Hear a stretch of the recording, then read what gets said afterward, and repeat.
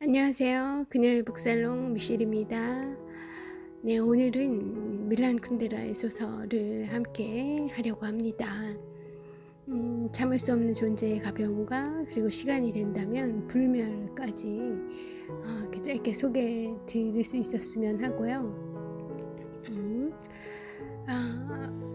어떤 책에 있는 글들을 함께 하려고 하면 제목이 책의 유혹이에요. 그래서 국내에 되게 유명하신 그런 글쟁이들, 최고의 글쟁이들, 작가님들이 본인의 인생의 책을 소개하고 있는 그런 책 중에 쿤데라를 꼽으신 두 분의 글을 골라 보았습니다. 진정한 자유를 찾아가는 유목민적 방랑이라는 제목을 붙이신 황정산 작가님의 참을 수 없는 존재의 가벼움을 먼저 소개해 드릴게요. 이 책을 처음 접했던 때가 1990년 봄으로 기억된다. 아직 80년대적 신념과 가치관에서 벗어나지 못하던 시절이었다. 커다란 목적과 올바른 믿음을 위해서 스스로를 단련하고 사회를 변화시켜 가야 한다는 어떤 사명감이 지배하고 있던 시대였다. 바로 그 시절에 이 소설을 대했다. 참으로 너절하게 느껴졌었다. 소설 속의 등장인물인 토마스나 사비나 그리고 프란트의 생활과 문란한 애정 행각을 보면서 지향을 상실한 부르주아들의 무가치한 지적 유희의 기록이거나 아이고 현란하기도 하여라 그런 기록이거나 인간의 욕망에 대한 무책임한 찬사라고 판단했었다. 그리고 아주 간단히 나의 도서 목록에서 제외해버렸다. 그러다가 몇 년 후 아주 우연히 이 책을 다시 읽게 되었다. 한 페이지 한 페이지를 읽어 나가면서 주인공들의 고뇌와 작가의 삶에 대한 생각에 나 자신 스스로가 빠져들어가는 것을 느끼면서 책을 놓을 수 없었다. 그때는 이제까지 나를 지배했던 가치와 믿음이 어쩌면 더 큰 권력과 자본의 기획에 놀아나는 것이 아닐까 하는 생각을 하던 시기였다. 그러니까 그 조지 오웰이 카탈로니아 찬가를 쓰게 될 무렵에 그 각성이 잃었던 그런 유사한 시기를 맞고 계셨던 게 아닐까 싶어요. 여러분은 이 시기를 맞으셨을까요? 저도 좀 더 일찍 깨달았었으면 하는 생각이 드는데 불과 얼마 안 되는 것 같아요. 늦게라도 깨달았으니 다행이죠 합니다. 세상이나 나 자신을 단일한 가치관으로 보게 했던 신념이라는 절대적이고 유일한 깃발을 치우고 나니 인간과 세상의 넓이와 깊이가 다르게 보이고 또 이 책 쿤데라의 참을 수 없는 존재의 가벼움, 이 책에 대한 기존의 생각도 달라지게 되었던 것이다. 나의 어떤 고정된 생각 때문에 전에는 보이지 않았던 소설 속 인물들의 삶의 결들이 세세히 살아나면서 이 소설의 의미가 생생하게 내 마음에 새겨지는 듯한 느낌을 가졌다. 그리고 이 소설의 주제가 바로 여기에 있다는 사실을 비로소 깨닫게 되었다. 이 소설은 주인공 토마스와 그의 아내 테레사와 그의 연인 사비나 그리고 그녀의 애인 프란츠 등 네 사람의 뒤얽힌 애정관계를 중심으로 전개된다. 외과 의사인 주인공 토마스는 모든 여성 개체가 가지고 있는 개성은 성교 때 내는 각기 상이한 반응에서 찾아낼 수 있다고 생각하며 누구보다도 사랑하는 테레사라는 자신의 아내가 있음에도 불구하고 수많은 여자들과 여러 여자들도 아니고 수많은 여자들과 육체적인 관계를 맺는다. 화가인 그의 애인 사비나 역시 그녀의 아버지나 정치적 이념을 배반하면서까지 건달 같은 영화배우와 일탈적인 결혼을 한다. 또한 프란츠 토마스 등 가정을 가진 남자들과 애정 관계를 맺음으로써 결혼으로부터까지 일탈한다. 이렇게 이 소설은 남녀 주인공들의 일탈적이고 비정상적인 사랑 이야기를 다루고 있다. 그래서 이 소설이 처음 나왔을 때 일부 언론에서는 저속하고 비윤리적인 인간의 사랑을 아름다운 이야기로 형상화했다라는 평을 받았었죠. 이 소설을 충격적인 사랑을 다룬 애정 소설로 보려고 하는 저널리즘의 특성이 표현된 그런 평가이기도 하겠지만 또 전혀 틀린 지적은 아닐 겁니다. 또 동시에 이런 면이 있기 때문에 또 대중적인 사랑을 받기도 했지 않았나 싶어요. 그렇지만 이 진정한 의미까지 깨달은 사람은 또 일부였을 것 같아요. 다 그 제목에 그리고 또 그런 이 영 마케팅이라고 할까요? 부정적인 마케팅을 효과도 좀 봤을 것 같고 그런 것들이 계기가 돼서 정작 접하기는 하지만 작가가 이야기하고자 했던 그 주제의식까지 포착해내는 데는 사실 내공이 좀 필요하죠. 예. 이 소설은 바로 그러한 비윤리적인 애정을 통해 아름답기까지 한 어떤 새로움을 보여주고 있습니다. 속물적인 정념을 숭배하고 찬양하거나 사랑에 대한 로맨틱한 환상을 심어주는 단순한 연애 소설은 분명 아니었던 거죠. 이 작가만의 방식으로 이 나를 짓누르는 이 거대한 사회, 자본주의 이런 것들에 대한 반기를 드신 거죠. 예. 그것들이 우리 인간의 존엄성과 자유를 얼마나 억압하고 있는지 그런 걸 자각해야 하고 그런 거로부터 각성해서 눈을 뜨고 본인의 삶을 되찾아야 한다. 그런 주제의식이 담겨 있다는 것을 한 번 읽어서 갖고서는 좀 알기 어려운 것 같고요. 한 번은 스토리를 이렇게 쭉 파악을 하고 스토리가 대강 이렇군 하는 정도로 소설이 유려하군 이런 관계들이 놓여져 있군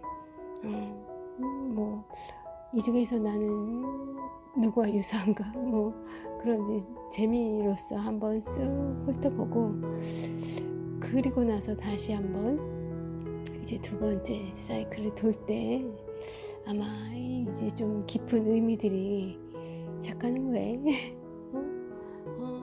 쿤데라는 도대체 왜 이런 생각을 하면서 이렇게 두 번째 사이클을 돌다 보면 이제 이런 그의 거칠고지만 자유로운 그런 아주 예민한 그의 지성을 발견할 수 있습니다. 이 소설은 등장인물들의 사랑, 즉 지극히 개인적이고 사적인 소재를 오늘날의 문화적, 역사적, 정치적 현실과 밀접히 관련시킵니다. 그들의 일탈적이고 반인륜적인 사랑은 사실은 세상의 속박이 주는 억압으로부터의 탈출이며 거부인 거죠. 모든 무겁고 진지한 것들, 이를테면 절대적인 삶의 목적이나 정치적 이념, 도덕적, 종교적 교리 같은 것들은 우리의 삶을 가두고 속박하는 억압이라고 이 소설은 말하고 있습니다. 이 모든 무거운 것을 부정하고 가벼움을 추구하는 토마스와 사비나의 삶과 애정 행각은 바로 이러한 것을 넘어서고 거부하고자 하는 끊임없는 자유의 추구라고 할 수 있겠습니다. 들레즈의 용어에 따르면 편안하지만 권력의 지배 속에 억압당하고 있는 농경민족 정착인의 삶이 아니라 끝없는 자유와 새로움을 찾아 나서는 유목민적인 방랑의 길이라고 할 수 있습니다. 이 소설 속에서는 이 연애와 성욕, 섹스 이런 거를 자유롭게 추구하는 그런 계통의 방랑이 조금 소재로 사용이 되긴 했지만 그 소재 이면의 것 그리고 그 소재를 택한 이유가 있는 거예요. 쿤데라에게 가장 근원적이고 가장 사적이고 또 가장 원초적인 그 밀착한 그런 것을 아마 소재로 택한 것이 그것이었지 않나 싶어요. 이러한 존재의 가벼움은 무책임함이나 허무와는 거리가 멀다. 그들은 이러한 가벼움을 통해 진정한 인간과 사랑을 회복하고자 한다고 할 수 있다. 가치를 부정함으로써 새로운 가치를 찾아나가고 무거움과 진지함을 거부함으로써 또 다른 진정성을 회복하고자 하는 것이기도 하다. 그러니까 무거움과 진지함을 내려놓고 그것이 너무 이 허례허식 가면 이런 것일 수 있다는 거죠. 그것을 내려놓고 진정한 진정성 있는 그런 본성을 회복하고자 하는 가면을 벗고 나의 본질적인 나의 주인성, 주체성 이런 것들을 회복하고자 하는 것이 기도한 거죠. 어떻게 보면 무거움과 가벼움의 끊임없는 긴장 속에 그들의 삶이 놓여 있다고 할 수 있다. 이 책의 제목이 주는 이중성, 참을 수 없다는 것이 존재의 가벼움인지 가벼움의 존재인지 그것이 이중성이라고 보셨나 봐요. 제가 봤을 땐 이러나 저러나 매한가지인데 말이죠. 이 책의 제목이 주는 이중성도 바로 이러한 긴장을 대변해 주는 것이라고 할 수 있다. 네, 긴장감을 주는 제목이긴 하죠. 예. 그런데 저는 이 황 작가님과는 조금 다르게도 생각을 해왔어요. 이 좀 전에 읽어드린 그런 문단을 보더라도 이 황 작가님은 그런 각성되지 않은 상태의 우리를 그 존재가 무겁고 진지하다고 보신 것 같은데 저는 그렇게 보지 않았거든요. 그 얼마나 가볍게 이삿짐처럼 이리저리 마구 조종할 수 있는 대상으로 얼마나 그렇게 가볍게 여겨지고 있는 너희들 존재들이냐 하는 물음인 거죠. 나는 그렇게 여겨지는 것을 견딜 수 없다. 그래서 참을 수 없다. 그래서 제목이 참을 수 없는 존재의 가벼움이라고 생각을 했거든요. 그래서 쿤데라는 우리에게 이렇게 가볍게 내동댕이 쳐진 우리의 모습들을 객관적으로 우리에게 보여주고 싶었던 거죠. 너희들의 모습이나 이들의 모습 다 같은데 이리도 가볍다. 아니 양상은 좀 다를지 모르지만 가볍기는 매한가지고 이것이 맞겠니? 하는 질문을 던진다고 저는 좀 이렇게 역설적으로 반어법으로 읽어내렸는데 뭐 각자 저마다의 방식으로 읽는 거니까요. 그죠? 그렇지만 뭐 결국 맥락적으로는 이 황 교수님이나 제가 파악한 쿤데라의 주제의식은 동일하게 보고 있는 거죠.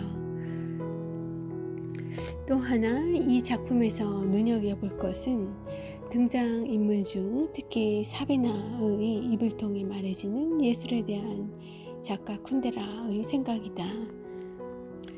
그것은 바로 키취에 대한 거부이다. 사비나는 내 적은 공산주의가 아니고 키취예요 라고 말한다. 작가에 따르면 키취의 원천은 존재에 대한 절대적 동의이다.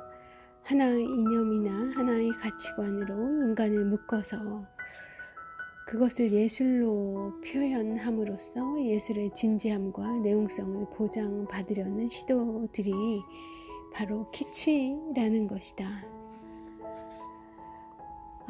행복이라든가 조국이라든가 하는 우리 사회의 가치들을 하나의 고정된 형상으로 만들어 대중들에게 강요하는 것, 그것이 바로 키취 예술의 특성이라는 것이다. 소설 속의 주인공 토마스와 사비나 그리고 작가 쿤데라가 자신들의 인생을 걸고 거부하는 것은 어쩌면 바로 이러한 키취적인 예술이고 키취적인 삶이다. 단일한 가치관을 강요하고 단일한 사고로 모든 것을 환원하려 하는 것은 항상 권력이 지배해왔던 방식이다. 그리고 그 권력은 시대에 따라 항상 있죠. 늘 변해왔지만 항상 있어 왔죠. 지금의 자본주의, 신자본주의 이런 것도 권력일 것이고 이런 이데올로기, 공산주의도 그랬을 거고요. 중세의 교회와 카톨릭 이런 것들도 다 그 시대의 권력이었죠. 단일한 가치관을 강요하고 단일한 사고로 모든 것을 환원하려 하는 것은 모든 권력이 지배해왔던 방식이고, 여기에 저항하고 끊임없이 그것들로부터 벗어나 다른 어떤 것을 만들어 다른 어떤 새로운 것을, 나만의 것을 만들어내고자 하는 것, 그것이 바로 자유이고 또한 예술이다. 우리 사회가 가지고 있는 모든 통제와 권력의 억압성, 이데올로기, 사상, 어떤 그런 대중매체에 의한 어떤 트렌드, 이런 모든 것들로부터 벗어나는 길 그리고 바로 자신의 길을 세우는 것이 진정한 예술의 길이라는 걸 우리는 이 소설을 통해 잘 알 수 있습니다. 첫 번째가 아니라 두 번째 사이클 정도 그렇게 가야 이 책을 그렇게 두 사이클 정도는 이렇게 훑어보고 또 정독하고 그렇게 하다 보면 깨달아지는 것들이 그런 겁니다. 이 모든 것에 너무 짓눌려서 내 인생이 여기까지 왔구나 하는 그런 안타까운 자각을 하게 되는 그런 소설이고요. 그런 자각에 한 사이클밖에 못 돌아서 그런 자각을 못할 수도 있지만, 그러면 또 그런 상태대로 느껴지는 바가 있는 그런 소설이에요.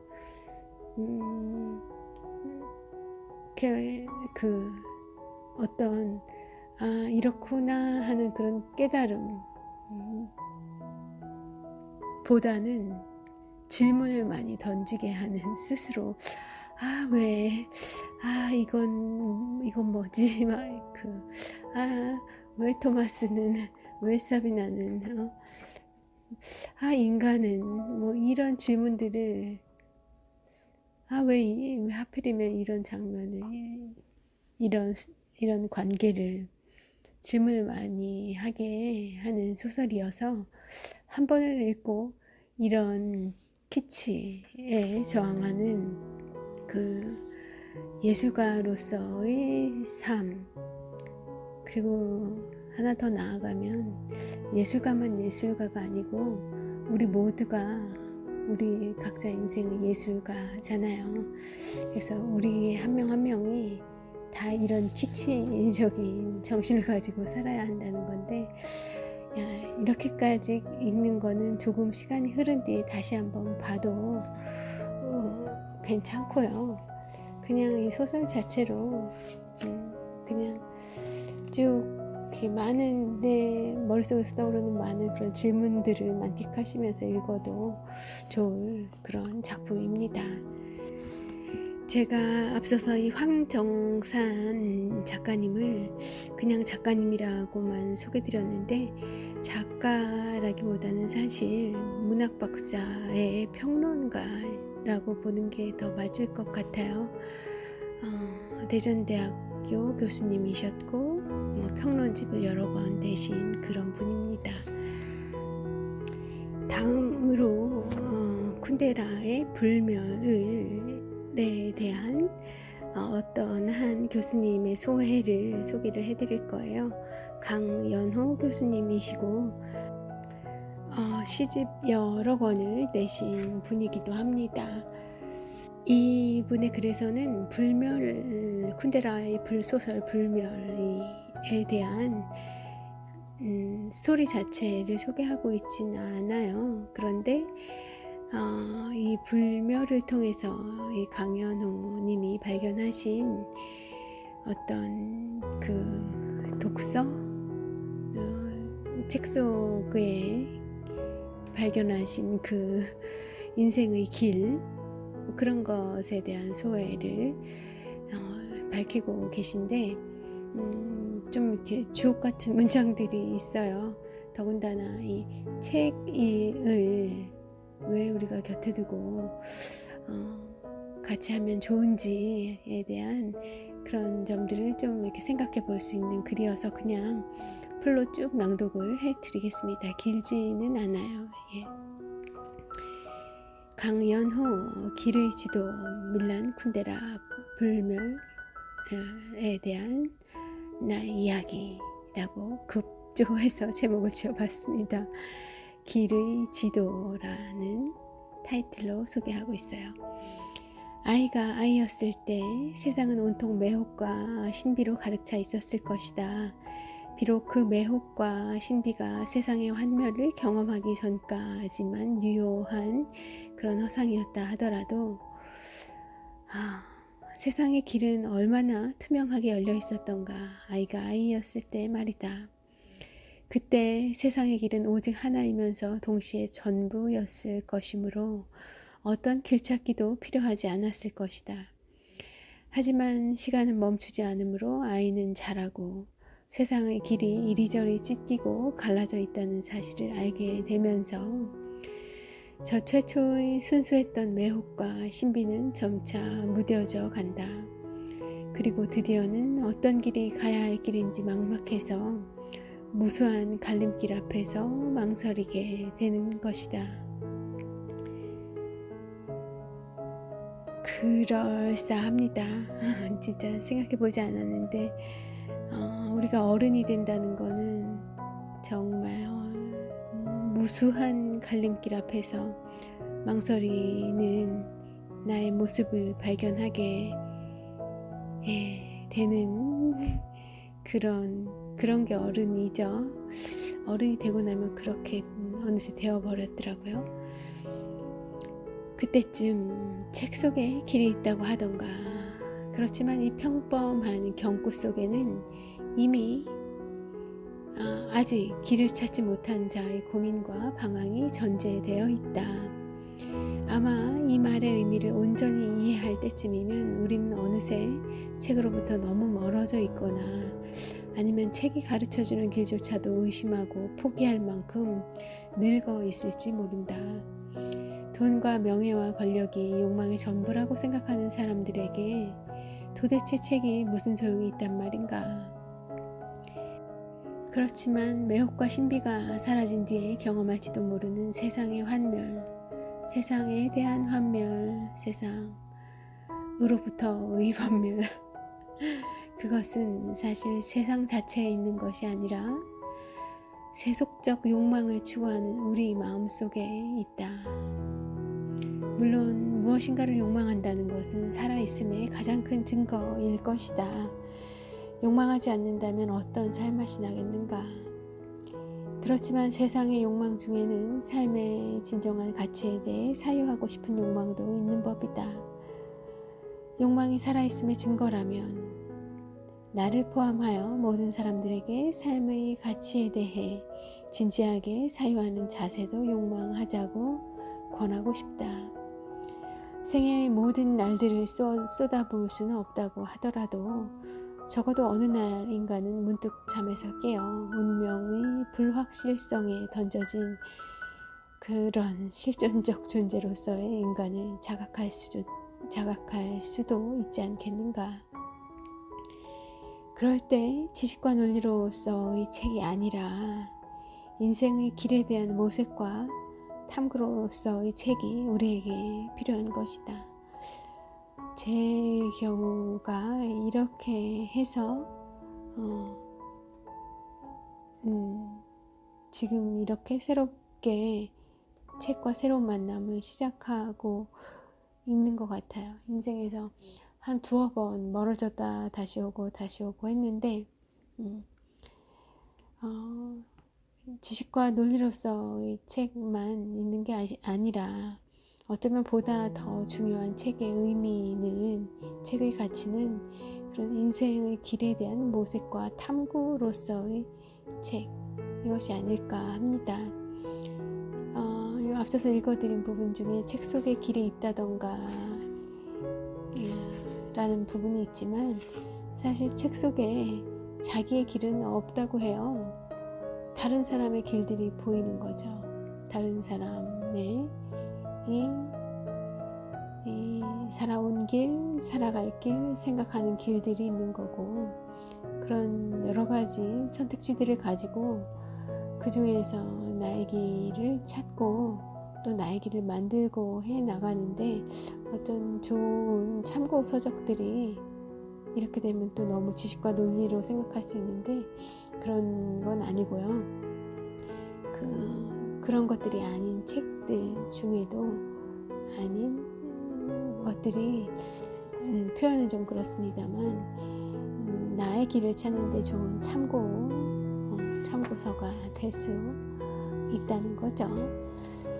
친구 그냥 허심탄회하게 자기의 인생을 나한테 보여주고 또 내가 영혼으로 그와 대화할 수 있는 그런 존재하지 않지만 그렇지만 분명히 존재하는 그런 장들이 펼쳐지죠. 책을 통해. 사실 세상이 모두 우리의 텍스트이므로 서가에 꽂힌 어떤 책이 우리의 갈증을 모두 해소시켜 주지는 못할 것이다. 더군다나 컴퓨터와 모니터만으로 또 핸드폰만으로 세상을 읽고 재단하는 시대가 되어버린 오늘날 책을 읽는 수고는 비단 능률의 저하만이 아니라 상당한 인내가 요구되는 것으로 여겨질 수도 있다. 결코 그렇지 않다고 교과서적인 강변을 늘어놓고 싶지는 않지만 그래도 언젠가 한 권의 책 속에서 혹은 책 속의 어떤 구절들에서 아주 잠깐일지라도 인간의 삶에 대해 사유하게 만든 질문들을 접한 적이 있다면 우리는 그 소중하고 경이로운 경험을 깊이 간직할 필요가 있다. 항용 우리가 고전이라고 말하는 책들은 엄숙한 가르침과 교훈이 아니라 말하자면 그런 사유의 과정 속에 얻어지는 경이로운 경험들의 집정물이라고 할 수 있을 것이다. 되게 점잖게 독서를 권유하고 있어요. 그죠? 저 같으면 대놓고 점잖게 말하지 않고 그냥 대놓고 이야기할 것 같은데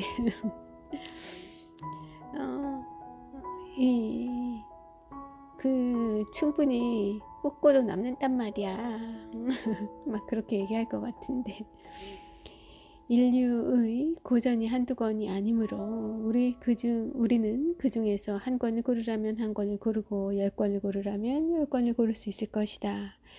그렇지만 책을 통해 길의 지도를 찾아보자면 책을 추천하고 권하는 작업도 여전히 유효하다. 왜냐하면 그건 그 자체로 가야 할 길과 가지 않아야 할 길에 대해 함께 고민해보자는 요청이지 결코 강요가 아니기 때문이다. 나는 이런 점에서 인간의 삶이 때로는 숭고하고 고결할 수도 있지만 때로는 예측할 수 없는 운명의 폭력에 의해 희극적으로 내팽개쳐지기도 한다는 것을 내게 일깨워준 이제야 비로소 쿤데라가 나오는군요. 때로는 예측할 수 없는 운명의 폭력 앞에 희극적으로 내팽개쳐지는 것이 우리 인생이라는 것을 내게 일깨워준 밀란 쿤데라의 소설 불멸을 권하고 싶다. 그렇지만 나는 이 소설의 서사적 전개 과정이나 줄거리를 소개하려는 건 아니다. 아니, 하려고 해도 못한다. 왜냐하면 이 작품은 이야기로서의 소설이라기보다는 인간의 삶에 대한 철학적 사유와 모색이 잡다하게 뒤엉킨 자유분방한 산문의 형식을 띠고 있기 때문이다. 또한 작품 속에는 작가를 포함하여 여러 실제 인물들이 허구의 인물들과 함께 들락거리고 있기도 하다. 판타지 소설처럼요. 그 정도는 아니지만 예.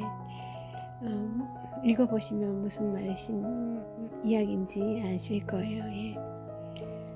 쿤데라는 전통적인 소설의 문법을 일부러 무시한 듯한 이 잡다한 형식의 작품을 통해 인간의 삶에 대한 특유의 지적 사색과 유머를 보여준다.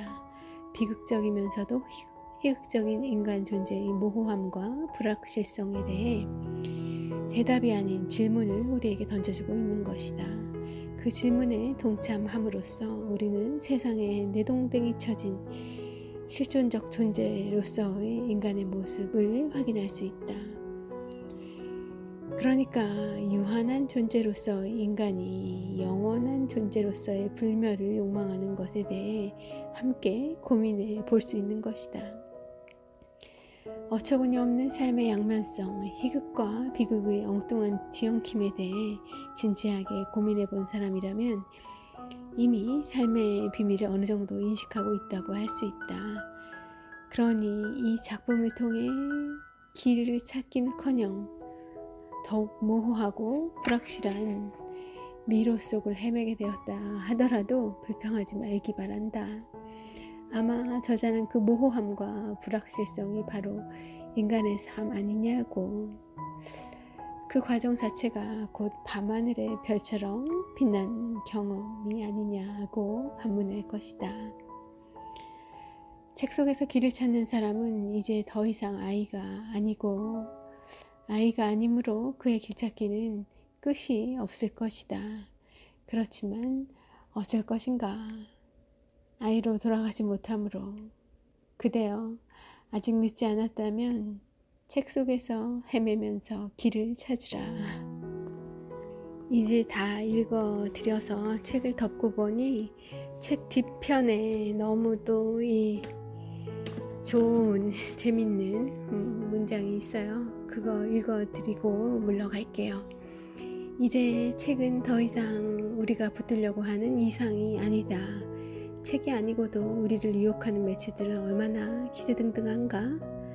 도처에 책을 붙들려고 하기엔 너무나 많은 회방꾼들이 우리 눈과 길을 앗아가고 있지 않은가?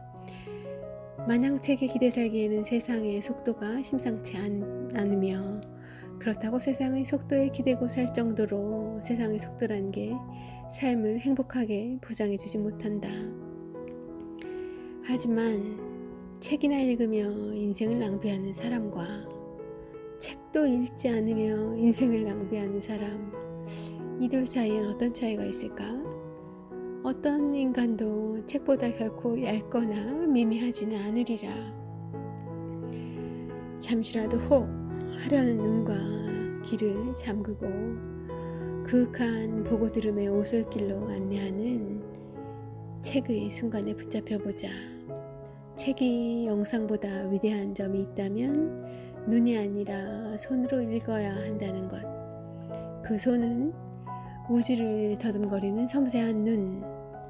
당신이 한 사람을 눈으로 사랑하기 시작했을 때 당신은 손으로 그 사랑을 실감하고 그 사랑에 도착하기를 얼마나 염원했던가. 우리가 책 읽기에서 가졌던 그 인내는 오래도록 공들여도 한 인간을 내 사람으로 만들기 어려운 하나의 적실한 예가 될 것이다. 네, 오늘 좋은 하루 되시길 바랄게요. 미실은 물러가겠습니다. 좋은 하루 되십시오.